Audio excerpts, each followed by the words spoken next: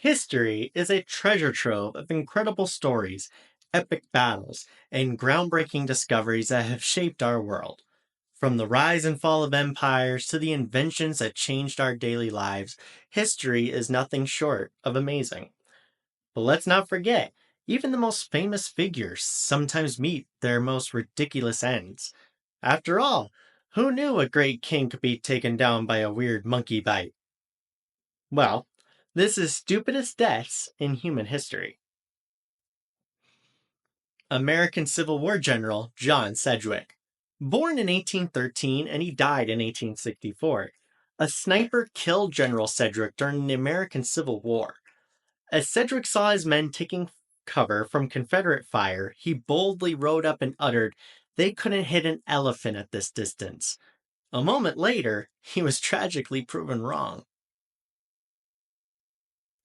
Clement Vallandigham, born 1820 and died in 1871. He was a lawyer, Civil War soldier, and a congressman. Clement was known for his patriotic duties, but his death, well, that's actually what made him truly famous. While defending a client in a murder trial, Clement grabbed the gun used in the crime to demonstrate a point. Unbeknownst to him, the gun was actually loaded. He pulled the trigger, and the bullet struck his stomach, rupturing his bladder, and killed him. Ironically, his demonstration actually succeeded, and his client was acquitted. Hans Steininger. Born in 1508 and he died in 1567. Hans Steininger, an Austrian burgher, was renowned for his 4.5 foot long beard. He usually rolled it up and put it in a pouch on his belt. One night in a house fire, he forgot to do so. As he fled the flames, he tripped over his beard, snapping his own neck. George Plantagenet. Born in 1449 and he died in 1478. He was the first Duke of Clarence, who met an unusual end when he was executed in the Tower of London. His method of execution? Being drowned in wine. Harry Houdini. Born 1874 and he actually died October 31st of 1926. The great escape artist Harry Houdini was actually killed by a college student's punch.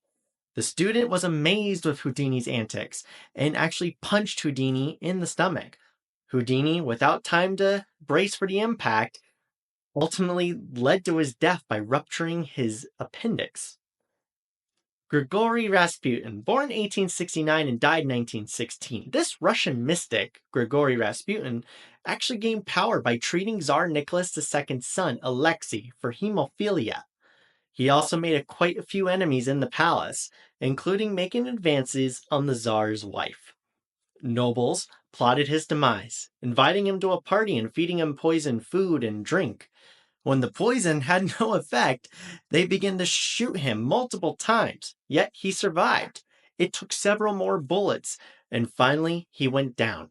Eventually, they wrapped up his body and threw it in the icy waters just to make sure he was gone for good. Leon Trotsky, born in 1879 and died in 1940. Trotsky, a pivotal figure in the Russian Revolution and the creator of the Russian Red Army, clashed with Stalin after Lenin's death. Eventually, he fled to Mexico. Trotsky was ultimately assassinated by a Spanish communist agent who delivered a fatal blow to Trotsky's head with an ice pick. Attila the Hun, born unknown, died in 453. Attila, the fearsome leader of the Huns, led his empire to sack many territories, including the Eastern Roman Empire. One actually might expect him, as a warrior, to die on the battlefield, but not Attila. On his wedding night in 453, after a bout of heavy drinking, he suffered a nosebleed, and eventually, in his drunken state, he started to choke on his own blood, and he actually died.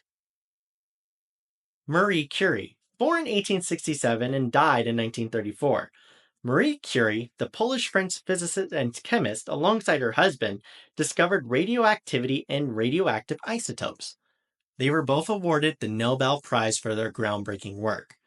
Tragically, the very materials that actually led to their fame caused her death. Prolonged exposure to radioactive led to her blindness, and ultimately, aplastic anemia, which is like a bone marrow disease that proved fatal. Tennessee Williams, born 1911 and died in 1983.